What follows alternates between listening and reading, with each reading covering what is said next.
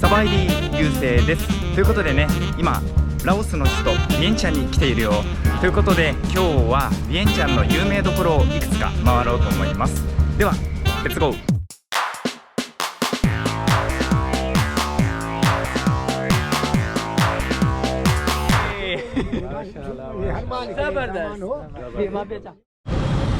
今日は10月の19日、今の時間が10時半なんですが、すでに気温が30度ぐらいあって結構暑いです。日差しもね強いですね。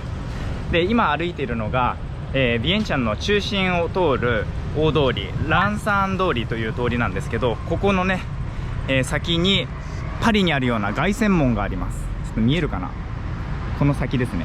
とりあえず近くまで行きたいと思います。いや本当に今日は暑いな。でね、到着しました。じゃん。結構大きいですね。すごいな。でこれ高さが55メートルあるみたいです。ではね、もうちょっと近くまで行きたいと思います。では到着しました。凱旋門です。この本当の名前はパトゥーサイです。ラオ語でパトゥーは門とか扉、そしてサイは勝利を意味します。でね、どうして勝利の門と呼ばれるかというと、フランスからの独立を祝った、そして、第二次世界大戦、あとはラオス内戦などの犠牲者の慰霊碑としてこれは作られました。で、1957年に建設が始まって、1960年に1回建設が中断、そして1962年にもう1回建設が再開されて、最終的に1968年に、完成したらしいです。建設が中断した理由は一つクーデター、そしてもう一つが財政難です。でね、もともとこれコンクリート製なんですけど、このコンクリートは実は1950年代にアメリカが、コンクリートをね支援したんですね。で、なんで支援したかというと、ビエンチャンに新しい空港を建設するっていう、そういう予定だったんです。というのも、ちょうどその時期ベトナムではベトナム戦争が起きていました。で、アメリカはここにね基地を作って、そのベトナム戦争の、軍事支援をね円滑化するためにここに空港を建設するはずだったんですね。ただラオス政府としては、そんなつもりは一切なく、もともとねこのパトゥーサイを建てる計画がありました。なので、その新しい空港を建設するために使われるはずだったコンクリートをこのパトゥーサイに使ったということです。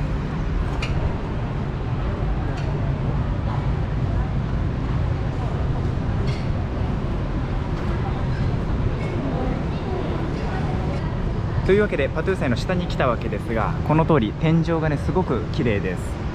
で、この天井に描かれているのは、神ですね。で、特にこの、頭が3つある像、これはインド神話に出てくる神で、自由に宇宙を駆け抜けることができるという架空の生き物です。ちなみにこのパトゥーサイすごく大きいと思うんですが、8階建てになっていて、ここにね階段があるんですね。で、上までチケットを買えば上まで登れるはずなんですが、ちょっとチケット売り場が見当たらないです。もしかしたら今はね登れないのかもしれないです。ขอโทษนะครับตรงนี้ขึ้นไปข้างบนไม่ได้ใช่ไหมครับครับขอบคุณครับ。やっぱりですね、今は上に登れないみたいです。一応ねここ展望台になってるんですけど、今は、行けないみたいです。じゃあね、続いて、別のとこに行きたいと思います。今度はですね、このパトゥーサイの正面にあるこの大きい道をずーっと行った先にあるお寺に行こうと思います。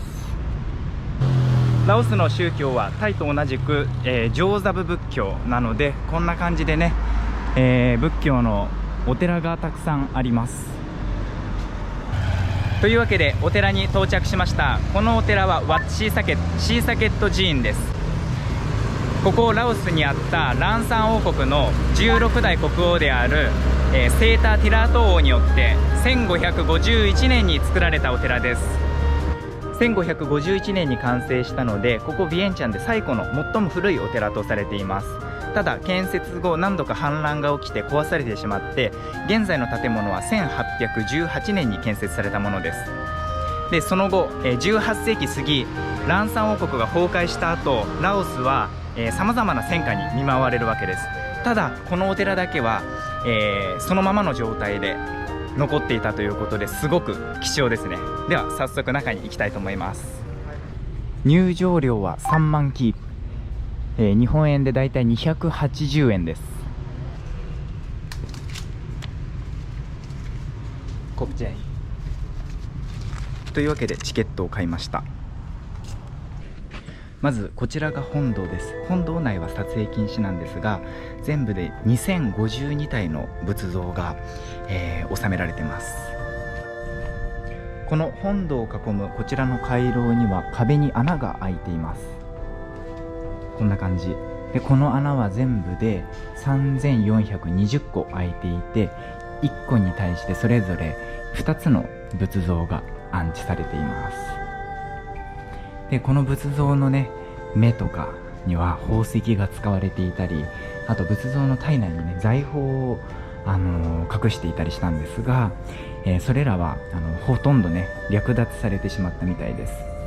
でもね、こんな感じで、金箔がねまだ残っている仏像なんかもあります。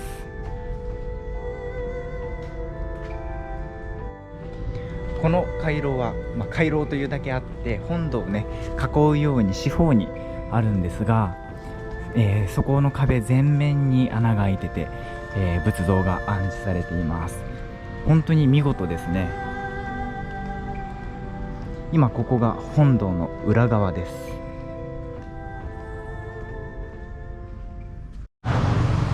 続いてワット・ホープラケオ寺院にやってきました。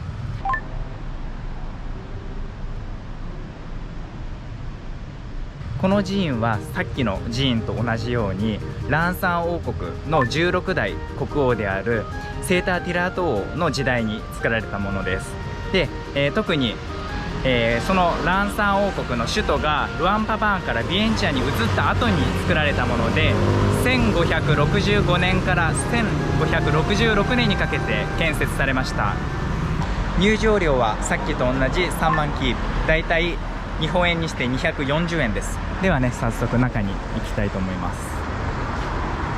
このお寺はもともと当時の王宮の敷地内に作られたんですね。でなんで王宮の敷地に作ったかというと、セーター・ティラート王がチェンマイからエメラルド・ブッダという仏像をこっちに持ち込んだんですね。でその仏像を安置するためにその目的で、この建物を作ったらしいです。本堂の前にやってきました。このお寺はさっき言った通り王宮の敷地内に作られたもので、要は王様専用の礼拝所だったんですね。なので、僧侶も常駐しなかったらしいです。そしてここに持ち込まれたエメラルド・ブッダですが、その後約200年間はここに置かれました。その後1779年、タイにあった王国サヤンの、将軍であるチャウプラヤ・チャクリが、ビエンチャンを占領しました。でビエンチャンを占領した時にここにあったエメラルド・ブッダをタイに戻して、でこの寺院自体も破壊したらしいです。ちなみにその、エメラルド・ブッダ、今現在はタイのクルンテープ、首都ですね、首都にある、ワップラケーオ、同じ名前の寺院に安置されています。では本堂に入っていくわけですが、ここでまず靴を脱ぎます。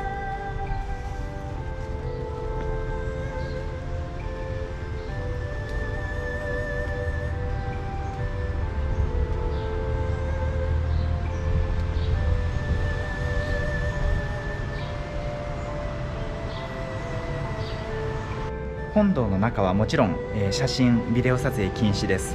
なのでこの先はねちょっと撮影できないんですが、見てください。こんな感じで扉もめちゃめちゃ細かい装飾が施されててすごく素敵です。では入っていきたいと思います。本堂を見学してきました。本堂の中にはここで作られた、仏像はもちろん、例えばベトナムとかミャンマーから寄付された仏像が展示されていました。